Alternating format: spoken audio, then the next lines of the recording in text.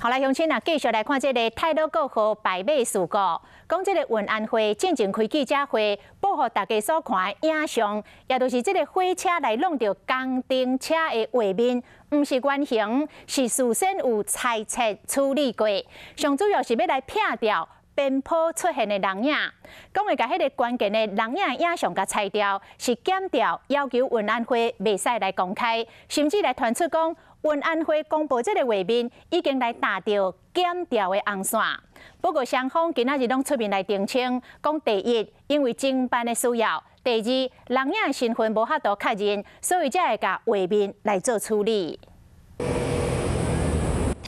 太鲁阁代志发生后的第14天，督办人员同款伫清水泵港口确认这个铁轨路修理情形，有几台怪手嘛出动，看着真当时工程车并落去的路坪拢有踩钢条。应该在这1-2天应该可以完成，因为它是深入地下，比较稳固。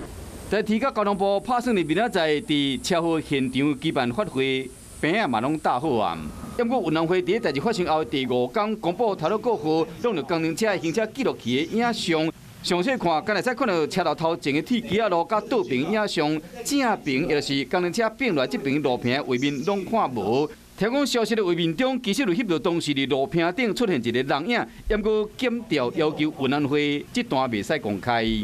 为了也不妨碍检调的一个侦办的一个进度跟它的一个步调，考量到这个需求，所以就做了适当的一个裁切。如果大家有这个需求的话，那我们可以再跟花姐那边沟通看看，什么时候比较适合来去公布这样的一个影片。现在要将这边影像切掉，花莲的检方冇公开原因。虽然我们得知在撞击前曾有1人出现在铁轨旁。但是因为这个画面非常的短暂，而且受限于摄影的角度以及画质，所以我们是没有办法查明这个人的身份。好，那我们也担心说会波及无辜的民众。针对这个代志的真相，运安会甲检调拢有伫调查，因为对着调查的进度要安怎对外来公布，双方意见拢悄无啥会平。